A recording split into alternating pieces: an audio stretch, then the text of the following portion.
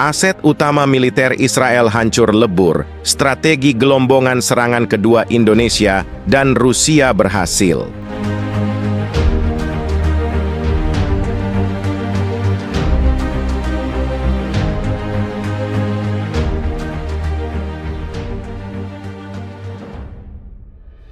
Dalam peristiwa yang mengguncang dunia, koalisi militer Indonesia dan Rusia berhasil melumpuhkan aset utama militer Israel melalui strategi gelombang serangan kedua.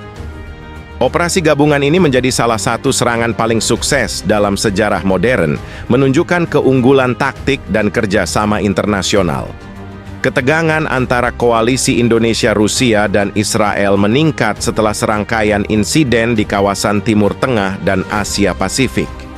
Indonesia sebagai salah satu negara dengan kekuatan militer terbesar di Asia Tenggara memutuskan untuk memperkuat aliansinya dengan Rusia, sebuah kekuatan global dengan teknologi militer canggih. Ketegangan ini memuncak ketika Israel dituduh melanggar kedaulatan wilayah netral, memicu respons keras dari koalisi. Serangan ini mengubah peta kekuatan geopolitik dunia. Banyak negara sekutu Israel mulai mengkaji ulang hubungan mereka, sementara koalisi Indonesia-Rusia mendapat pujian dari beberapa negara berkembang yang merasa tertindas oleh kekuatan besar. Di sisi lain, Dewan Keamanan PBB segera mengadakan sidang darurat untuk meredakan situasi. Amerika Serikat sebagai sekutu utama Israel mengecam keras serangan ini dan mengancam akan menjatuhkan sanksi kepada kedua negara. Dalam konferensi pers di Jakarta, Presiden Indonesia menyatakan bahwa serangan ini dilakukan demi menjaga stabilitas kawasan dan melindungi kedaulatan negara-negara yang tertindas. Ini adalah langkah tegas untuk menunjukkan bahwa kekuatan militer bukanlah alat untuk menindas, ujarnya.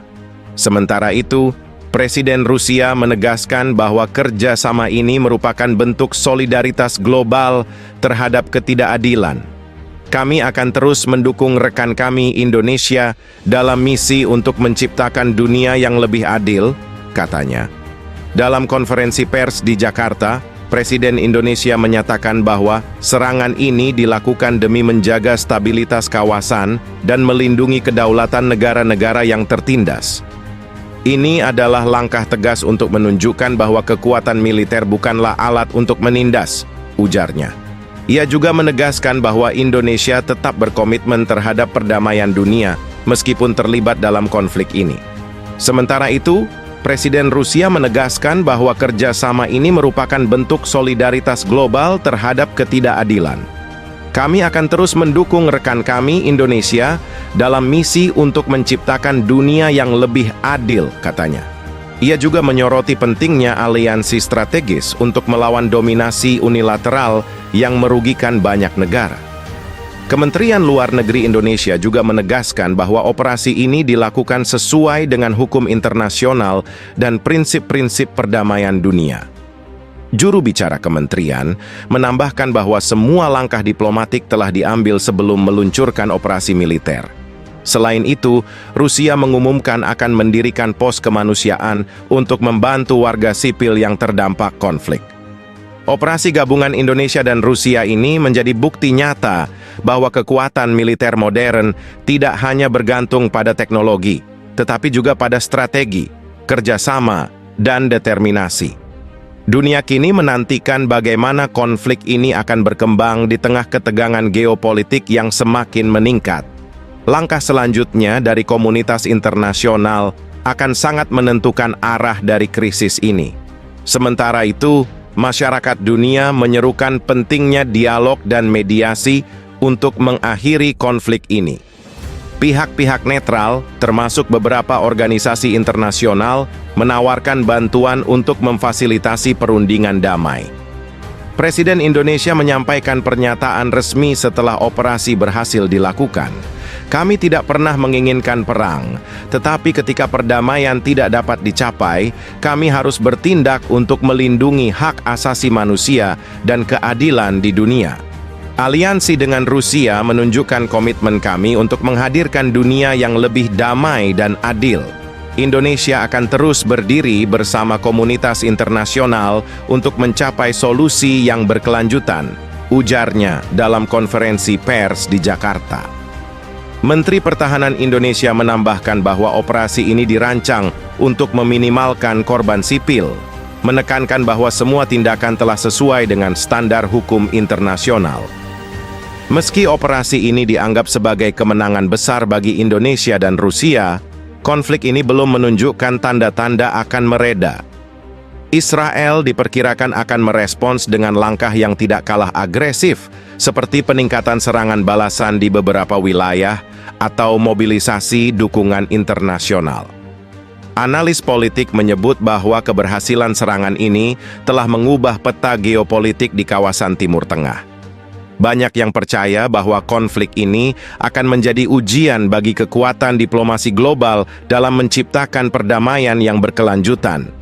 Kerjasama antara Indonesia dan Rusia dalam operasi ini menunjukkan kekuatan diplomasi dan strategi militer yang cemerlang. Namun, perdamaian tetap menjadi tujuan akhir yang diharapkan oleh semua pihak, meskipun jalan menuju ke sana masih penuh dengan tantangan. Dunia internasional terpecah dalam menyikapi serangan ini. Beberapa negara, termasuk anggota Organisasi Kerja Sama Islam, OKI, mendukung langkah Indonesia dan Rusia sebagai respons terhadap agresi Israel. Negara-negara seperti Iran, Turki, dan Pakistan memberikan pernyataan dukungan terbuka, menyebut tindakan ini sebagai langkah untuk mengembalikan keadilan. Sebaliknya, negara-negara Barat, termasuk Amerika Serikat, Inggris, dan Prancis, mengecam keras operasi ini. Dalam pernyataan bersama, mereka menyebut serangan tersebut sebagai pelanggaran terhadap hukum internasional dan menyerukan gencatan senjata segera. Dewan Keamanan PBB segera mengadakan sidang darurat untuk membahas situasi yang semakin memanas ini, meskipun hasilnya masih belum mencapai konsensus. Setelah berhasil melancarkan serangan awal yang menghancurkan sebagian kecil aset Israel, Indonesia dan Rusia melancarkan gelombang serangan kedua yang jauh lebih terorganisir. Serangan ini melibatkan Rusia menyuplai teknologi perang mutakhir, termasuk rudal hipersonik dan drone tempur generasi terbaru, yang digunakan untuk menyerang instalasi militer strategis Israel. Rudal kaliber dan zirkon dilaporkan menjadi senjata utama dalam serangan ini, mampu menembus pertahanan udara dengan kecepatan tinggi. Pasukan khusus gabungan Indonesia dan Rusia juga melakukan infiltrasi di beberapa wilayah strategis untuk mengganggu logistik dan suplai amunisi Israel. Misi ini dilakukan dengan menggunakan perlengkapan tempur mutakhir yang memungkinkan operasi diam-diam tanpa terdeteksi.